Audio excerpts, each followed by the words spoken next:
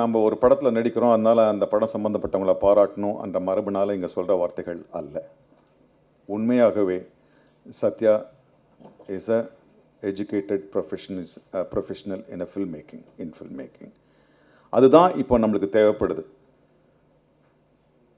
அவ்வளோ ஒரு நேர்த்தியான விளக்கங்கள், அவ்வளோ ஒரு நேர்த்தியான எக்ஸிக்யூட்டிங், எல்லாமே நேர்த்தியாக இருந்துச்சு. அவர் தேர்ந்தெடுத்த அந்த குழு எல்லாமே. இந்த படத்தினுடைய டெக்னீஷியன்ஸ் எல்லாம் பார்த்தேன், ரொம்ப ஹாப்பி.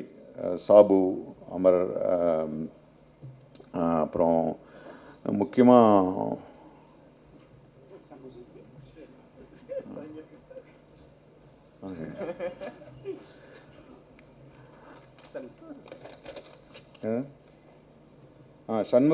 சண்முக சுந்தரம் MFA அவர் தான்.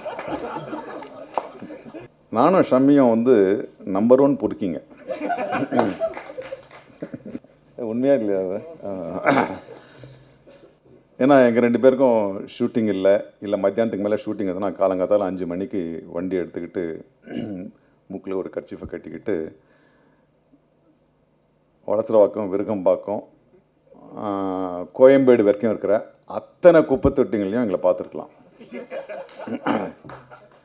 ஏன்னா எங்களுக்குள்ள ஒரு சின்ன ஒரு ஒரு ஒரு பழக்கம் ஏற்பட்டுச்சு.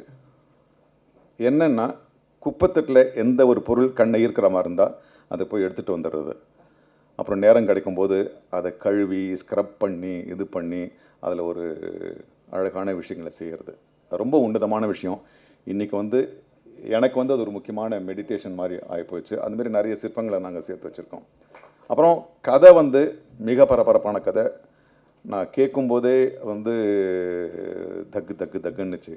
நான் உங்களை மாதிரியே படத்தையும் பார்க்கணுன்னு ரொம்ப ஆசைப்பட்றேன். அப்புறம் பசுபதி இருக்கார், ஒரே குட்டையில் ஒரே மட்டைகள். குட். அவருடைய செலெக்ஷன், நான் பசுபதி இருக்கிறதுனால இல்லை, இந்த படத்தில் இந்த படத்தை உருவாக்குறதுக்காக அவர் பொறுக்கி போட்டிருக்க ஒவ்வொரு டேலண்ட்ஸும் சரி, great, and has taken the greatest contribution. Definitely the film will be one of the important film, and with my whole heart I wish all the best and a big success.